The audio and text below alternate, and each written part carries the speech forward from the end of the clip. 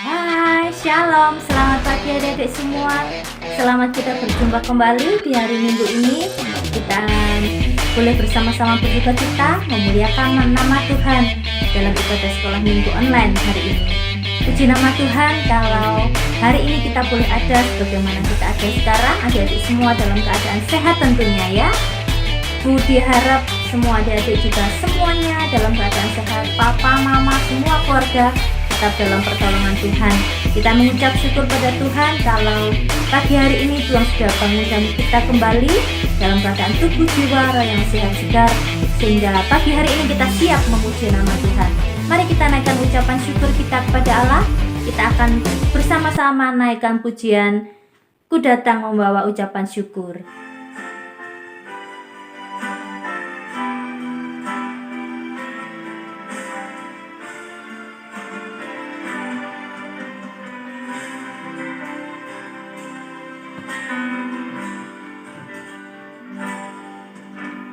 Bapa, ku datang padamu,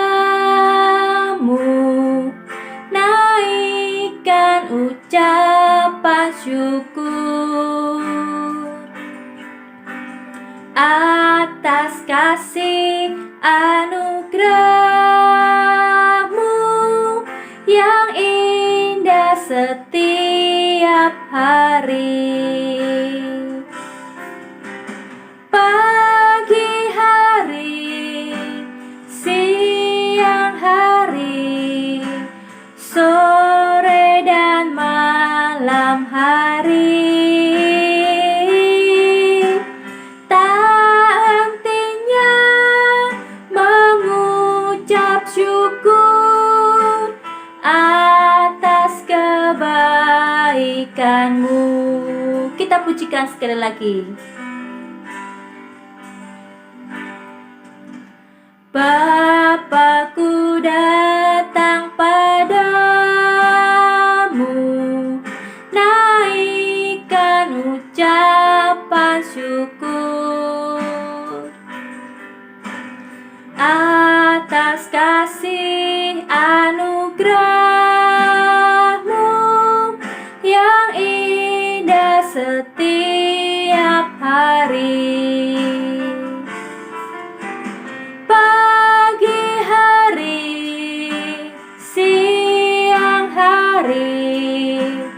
Sore dan malam hari, tak hentinya mengucap syukur atas kebaikan-Mu.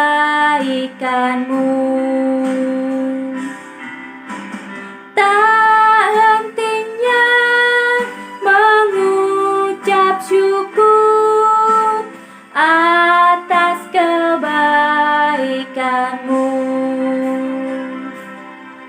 Mari kita akan masuk bersama-sama dalam doa. Allah Bapa kami yang bertata dalam kerajaan surga, Tuhan kami Yesus Kristus, selamat pagi ya Bapa. Terima kasih Tuhan kalau saat ini kami semua boleh ada sebagaimana kami ada sekarang.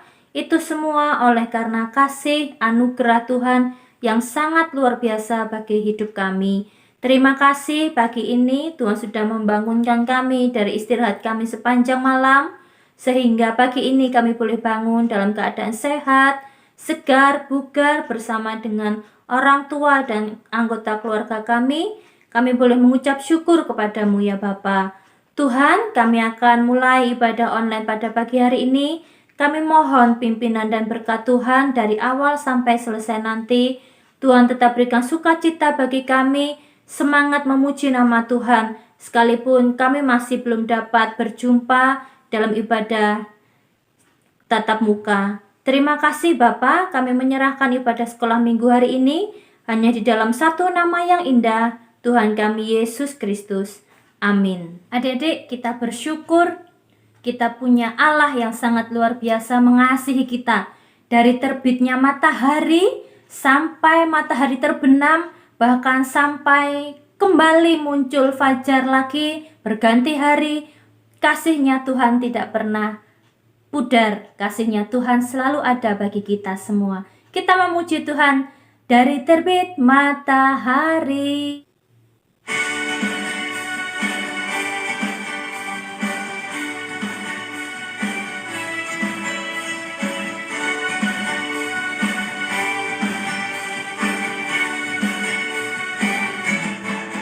Dari terbit matahari sampai pada masuknya, biarlah nama Tuhan dipuji. Dari terbit matahari sampai pada masuknya, biarlah nama Tuhan dipuji. Puji Tuhan, puji Tuhan.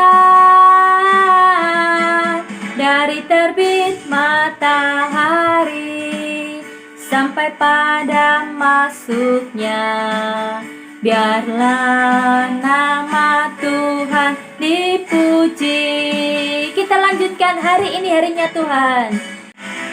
Hari ini harinya Tuhan, harinya Tuhan. Mari kita bersukaria, bersukaria. Hari ini harinya Tuhan, mari kita bersukaria. Hari ini harinya Tuhan. KASIH,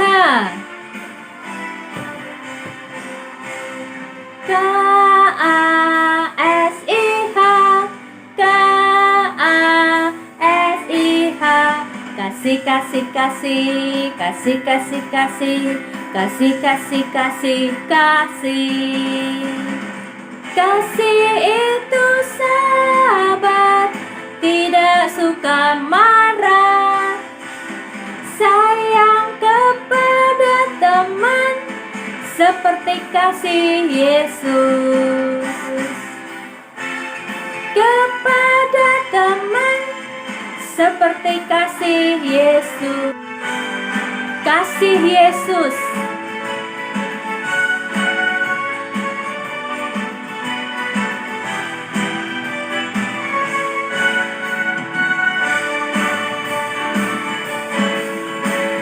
Kasih Yesus, indah, indah, oh indah. Kasih Yesus, indah, indah, oh indah. Kasih Yesus, indah, indah, oh indah. Kasih Yesus, indah, indah, oh indah. Lebih indah dari pelangi, lebih indah dari bintang di langit, lebih indah dari bunga di taman, oh Yesusku.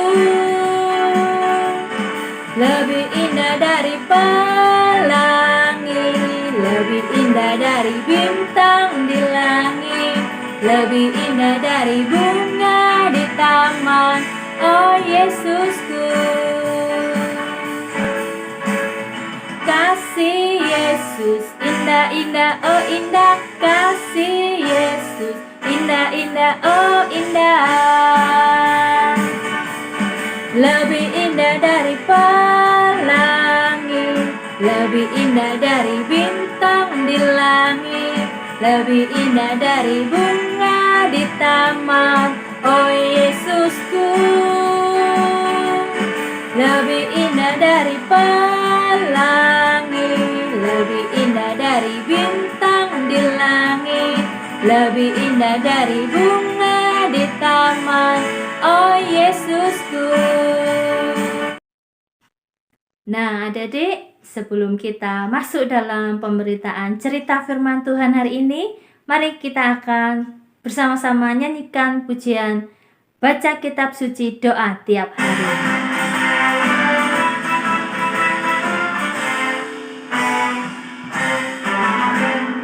Baca kitab suci, doa tiap hari, doa tiap hari, doa tiap hari. Baca kitab suci, doa tiap hari kalau mau tumbuh, kalau mau tumbuh, kalau mau tumbuh. Glory haleluya. Baca kitab suci, doa tiap hari kalau mau tumbuh. Sekali lagi. Baca kitab suci, doa tiap hari, doa tiap hari, doa tiap hari. Baca kitab suci, doa tiap hari kalau mau tumbuh, kalau mau tumbuh, kalau mau tumbuh. Glory haleluya. Baca kitab suci, doa tiap hari kalau mau tumbuh.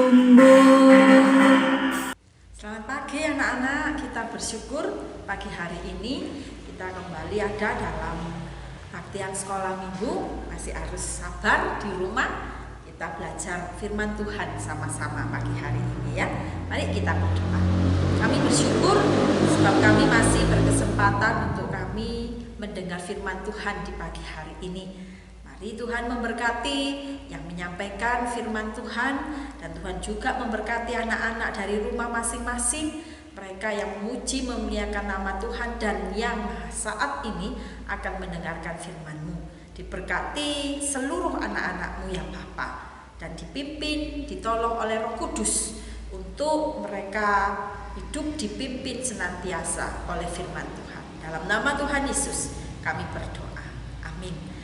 Anak-anak yang dikasihi Tuhan, pagi hari ini kita akan belajar bersama tentang Tuhan Yesus di rumah Sakeus. Tuhan Yesus di rumah Sakeus. Mari Bu Noni mengajak kita untuk membuka di dalam Lukas pasal yang ke-19 ayat yang pertama hingga ayat yang ke-10. Anak-anak boleh buka Alkitabnya atau buka Alkitab yang ada di HP, baca sama-sama. Noni baca dari sini, anak-anak baca dari rumah masing-masing ya. Lukas pasal yang ke-19 ayat 1 hingga 10, firman Tuhan bunyinya demikian. Judulnya tentang Sakeus. Yesus masuk ke kota Yeriko dan berjalan terus melintasi kota itu. Di situ ada seorang bernama Sakeus, kepala pemungut cukai, dan ia seorang yang kaya. Ia berusaha untuk melihat orang apakah Yesus itu, tetapi ia tidak berhasil karena orang banyak, sebab badannya pendek. Maka berlari ia mendahului orang banyak, lalu memanjat pohon ara untuk melihat Yesus yang akan lewat di situ. Ketika Yesus sampai di tempat itu, ia melihat ke atas dan berkata, "Sakeus, segeralah turun, sebab hari ini aku harus menumpang di rumahmu." Lalu Sakeus segera turun dan menerima Yesus dengan sukacita. Tetapi semua orang yang melihat hal itu bersungut-sungut katanya, "Ia menumpang di rumah orang berdosa." Tetapi Sakeus berdiri dan berkata kepada Tuhan, "Tuhan, setengah dari milikku akan kuberikan kepada orang miskin. Dan sekiranya ada sesuatu yang peras dari seseorang, akan kukembalikan 4 kali lipat." Kata Yesus kepadanya, "Hari ini telah terjadi keselamatan kepada rumah orang ini, karena orang ini pun anak Abraham. Sebab Anak Manusia datang untuk mencari dan menyelamatkan yang hilang." Amin. Anak-anak yang dikasihi Tuhan, semua pasti sudah hafal cerita tentang Sakeus ini ya. Tetapi yang dihafal jangan tentang Sakeus yang orang pendek, yang manjat pohon ara pengen ketemu Tuhan Yesus saja. Tetapi ya, mari kita melihat bersama-sama, harus ada yang kita tahu dari kisah Sakeus ini. Anak-anak yang dikasihi Tuhan, siapakah Sakeus ini? Siapa Sakeus ini? Kalau di ayat yang kedua dikatakan, di situ ada seorang bernama Sakeus, kepala pemungut cukai. ia seorang yang kaya. Nah, anak-anak yang dikasihi Tuhan, kepala pemungut cukai orang yang sangat kaya. Satu ketika Tuhan Yesus masuk ke kota Yeriko, yang berjalan melintasi kota itu, dan orang banyak sudah bersiap untuk melihat, untuk menyaksikan seperti apa Yesus itu. Mereka sudah dengar, mereka sudah sering dengar dari cerita orang, atau ada juga yang pernah menyaksikan mujizat-mujizat yang dibuat Tuhan Yesus. Nah, ketika mereka dengar Yesus akan masuk kota kita, orang-orang berbondong-bondong melihat, orang-orang berbondong-bondong bersiap di jalanan untuk melihat Tuhan Yesus bersama dengan murid-muridnya jalan melalui jalanan di kota mereka, termasuk Zakius, si kepala pemungut cukai dan orang yang kaya itu. Dia pun sudah dengar dari cerita orang, Yesus itu seorang yang membangkitkan orang mati, Yesus itu seorang yang berjalan di atas air, Yesus itu pernah di kota Kana mengubah air biasa menjadi anggur, dan anggurnya sangat lezat di sebuah perkawinan, pesta perkawinan. Yesus itu mencelikkan orang buta menjadi bisa melihat lagi. Yesus itu pernah memberi makan banyaknya 5.000 orang, belum anak-anaknya. Semua kenyang, bahkan sampai sisa 12 bakul makan roti, makanan dan ikannya itu. Wah, mereka dengar, termasuk juga Zakius. Ketika Zakius juga mendengar bahwa Yesus akan masuk berjalan di tengah kota mereka, Zakius pun penasaran, pengen melihat seperti apakah Yesus itu. Seperti apakah Yesus yang membuat mujizat-mujizat. Yesus yang kalau mengajar, banyak orang terkagum dengan apa yang diajarkan oleh Tuhan Yesus. Seperti apakah dia? Karena Zakius ini postur badannya pendek, pendeknya bukan segini ya, tapi pendek begitu, bukan rata-rata ukuran orang dewasa tingginya, tapi lebih di bawah mereka, maka pastilah dia tidak akan kebagian tempat.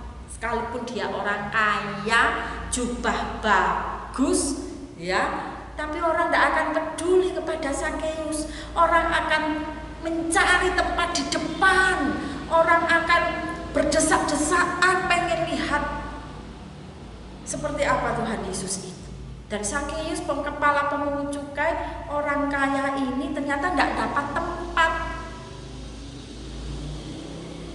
Tidak dapat tempat, dia akhirnya dia memutuskan untuk naik ke atas pohon ara. Di sanalah dia bisa menyaksikan Tuhan Yesus, begitu ya, ada di bawahnya, ya. Nah, anak-anak yang dikasihi Tuhan, itulah yang dilakukan Zakius. Dan ketika Tuhan Yesus masuk berjalan ke kota Yeriko, di jalanan sudah padat orang menyaksikan dia, maka ketika sampai di tempat di mana pohon ara itu berdiri dan di atas ada Zakius, ada seseorang di sana, gitu ya. Maka Tuhan Yesus berkata, "Zakius, turunlah, aku akan menginap di rumahmu." Bagaimana tidak terkejut Zakius ini di atas pohon. Maka dengan senang hati, dengan wajah berbinar-binar, sekalipun awalnya dia tidak kebagian tempat, maka ia turun dari pohon dan ia bersedia. Ia mempersilahkan Tuhan Yesus bersama dengan rombongannya berjalan bersama dengan ia masuk ke rumahnya. Dan di sana dia menjamu Tuhan Yesus sebagaimana halnya seorang tuan rumah menjamu dan melayani tamu. Nah, ada yang dikasihi Tuhan, tetapi kita melihat bersama-sama begitu ya, Orang-orang di sana ternyata tidak suka. Tuhan Yesus masuk, duduk makan bersama, menginap begitu ya di rumah seorang Zakeus, orang kaya tapi pemungut cukai itu. Mereka tidak suka, teman, ada anak yang dikasihi Tuhan, ya, mereka tidak suka.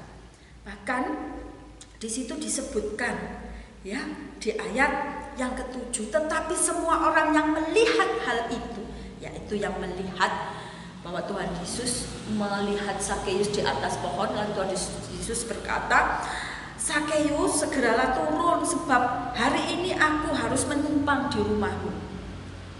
Orang-orang tidak suka. Ayat ke-7 dikatakan, tetapi semua orang yang melihat hal itu bersungut-sungut, artinya tidak suka, begitu ya. Katanya, ia menumpang di rumah orang berdosa. Ia menumpang di rumah orang berdosa. Ia menumpang di rumah pemungut cukai. Ia menumpang, yang mau tidur, yang mau tinggal di rumahnya Zakeus, orang berdosa itu. Orang banyak tidak suka. Nah, teman-teman yang dikasihi Tuhan, ya, kenapa orang banyak tidak suka? Tuhan Yesus menumpang, Tuhan Yesus ada di rumah Zakeus. Mari kita lihat bersama-sama. Kepala pemungut cukai itu yang disebutkan di Injil Lukas ini, di ayat yang kedua. Orang kaya, kepala pemungut cukai, seorang yang kaya raya, ialah Zakeus. Mari kita lihat kenapa orang banyak tidak suka pada Zakeus, ya. Bahkan Tuhan Yesus menginap saja di rumahnya orang bersungut-sungut. Teman-teman, mari kita melihat bersama-sama. Pekerjaan seorang pemungut cukai itu dianggap waktu itu adalah sebuah pekerjaan yang berdosa. Kenapa demikian? Karena ia memungut cukai itu memungut pajak, ya, memungut pajak. Ia bekerja pada penjajah. Zakeus ini kerja pada penjajah, pada orang Roma. Untuk apa?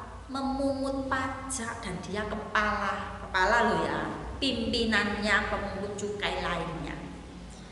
Dia sudah kerja pada penjajah, begitu ya. Terus yang dipunguti pajak oleh Zakeus dan anak buahnya, pastinya kalau dia pemimpin, ya, karena dia pemimpin.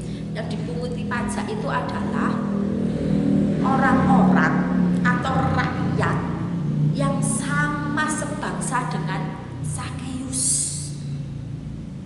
berasal dari suku yang sama, berasal dari masyarakat yang sama, tinggal di daerah yang sama, begitu ya. Jadi Zakeus ini memunguti pajak.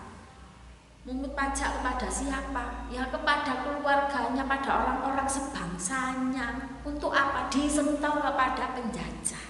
Dan ingat, yang dipungut oleh Zakeus ini jauh melebihi, gitu ya, yang sudah ditentukan oleh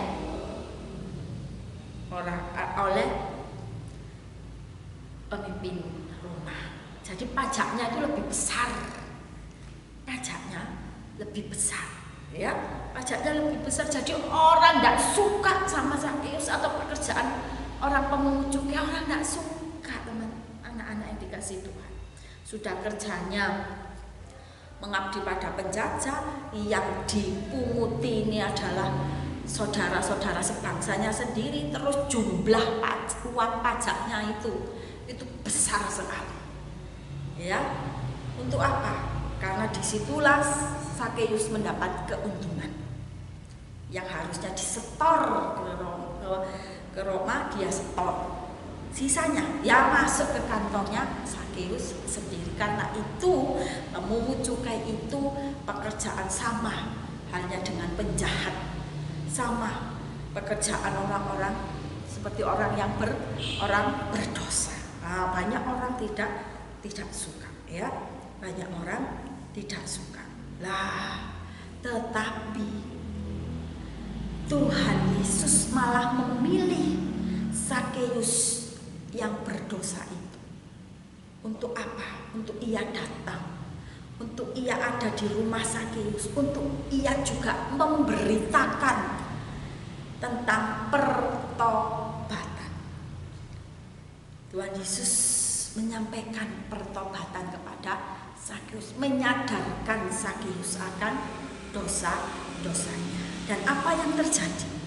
Yang terjadi adalah Sakeus menyadari keberdosaannya, Sakeus bertobat dan Sakeus berubah. Sakeus berubah. Di mana perubahan Sakeus? Di ayat yang ke-8. Tuhan, setengah dari milikku akan kuberikan kepada orang miskin. Setengah hartanya akan diberikan kepada orang miskin. Lalu dikatakan, disambung lagi, dan sekiranya ada sesuatu yang peras dari seseorang, akan kukembalikan 4 kali lipat. Setengah untuk orang miskin, dan kalau ada orang yang pernah ia ingat ia peras, begitu ya, maka ia kembalikan 4 kali lipat dari jumlah ketika ia memeras dulu. Inilah pertobatan dan perubahan Sakeus. Karena siapa? Karena Tuhan Yesus yang hadir di rumahnya, Tuhan Yesus yang menceritakan tentang pertobatan, menyadarkan kepada Sakeus bahwa ia harus bertobat dan ia berubah.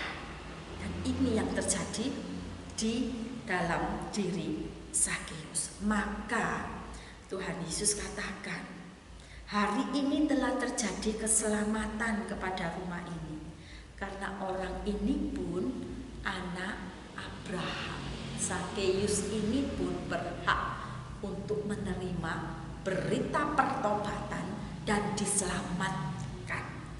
Nah, anak-anak yang dikasihi Tuhan, inilah yang terjadi kepada Sakeus yang dikatakan orang berdosa itu.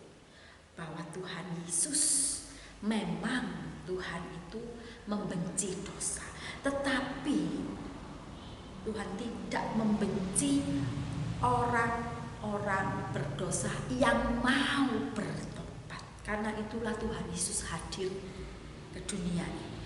Ia mengorbankan dirinya sebagai ganti daripada tebusan untuk membawa kita, ya, untuk menyelamatkan kita.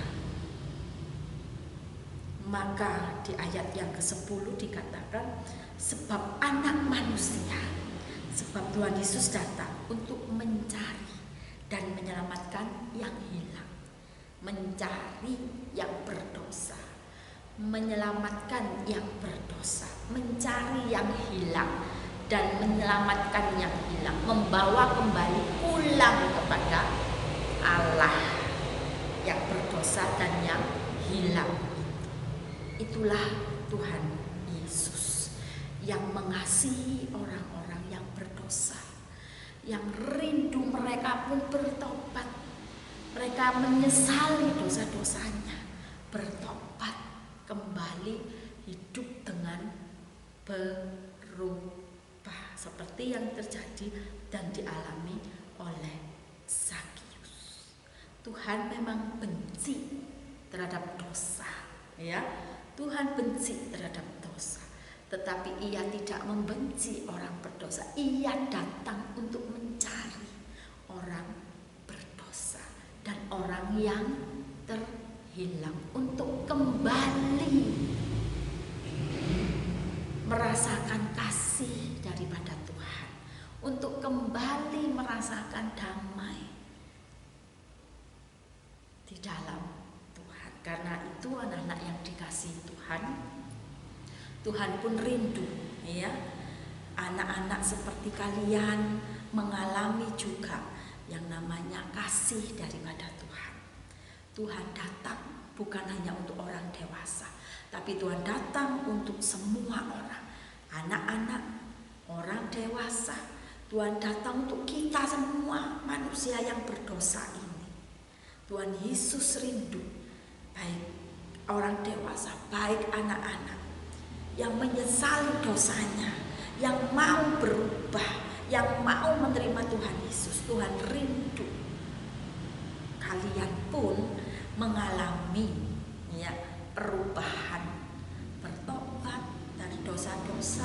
tidak mengulangi lagi kesalahan-kesalahan kita, tidak mengulangi lagi kenakalan kebohongan kita, tidak mengulangi lagi setiap hari membuat sedih orang tua, membuat sedih Tuhan Yesus. Tuhan rindu kalian pun mengalami yang seperti dialami Sakeus, yaitu kembali kepada Tuhan Yesus, dirangkul, dipeluk oleh Tuhan Yesus, dan mengalami damai sejahtera di dalam Tuhan Yesus. Tuhan mengasihi kalian semua seperti Tuhan pun mengasihi Sakeus waktu itu. Karena itu berbahagialah kita yang merasakan terus dikasihi oleh Tuhan. Mari kita berdoa. Kami mengucap syukur karena Engkau tak henti-hentinya mengasihi kami. Tak henti-hentinya Tuhan Yesus mengampuni kami anak-anak-Mu yang acap kali kami masih juga sering melakukan hal-hal yang tidak berkenan, yang membuat Tuhan sedih, yang tidak layak untuk kami lakukan sebagai anak-anak Kristen, anak-anak yang percaya kepada Tuhan Yesus. Ampunilah kami, dan kami mengucap syukur Tuhan, Engkau terus mengampuni kami dan Engkau masih juga mengasihi kami. Terima kasih. Karena itu Tuhan memberkati anak-anak yang sampai dengan hari ini mereka masih mendengarkan firman dari rumah mereka masing-masing. Berkatilah mereka, berkati akan keluarga mereka, orang tua mereka, berkati ibadah mereka ketika mereka membaca firman Tuhan, ketika mereka mendengar firman Tuhan, ketika mereka beribadah dari rumah, ketika mereka juga Tuhan membantu orang tua mereka, ketika mereka belajar dari rumah. Tuhan berkatilah anak-anak-Mu ini ya Bapa. Terima kasih Tuhan Yesus, terima kasih. Dan juga berkati bangsa negara kami, berkati juga para pemimpin negeri kami, berkati guru-guru sekolah minggu, guru-guru yang ada di sekolah anak-anak-Mu ya Tuhan, dimanapun mereka bersekolah hari ini. Dan berkati hamba-hamba Tuhan yang melayani di gereja-gereja. Kami mengucap syukur minggu hari ini karena Tuhan sudah memberi kesempatan kepada anak-anak-Mu untuk memuji, mendengar puji-pujian, memuji bersama-sama, dan juga belajar firman Tuhan. Tuhan mengasihi kami, Tuhan mengasihi anak-anak, Tuhan mengasihi orang berdosa, dan Tuhan merindukan tetap setiap orang berdosa bertobat dan kembali kepada Tuhan. Berkati anak-anak-Mu, berkati orang tuanya, dan berkati juga gereja Tuhan. Di dalam nama Tuhan Yesus kami berdoa dan kami mengucap syukur pagi hari ini. Amin.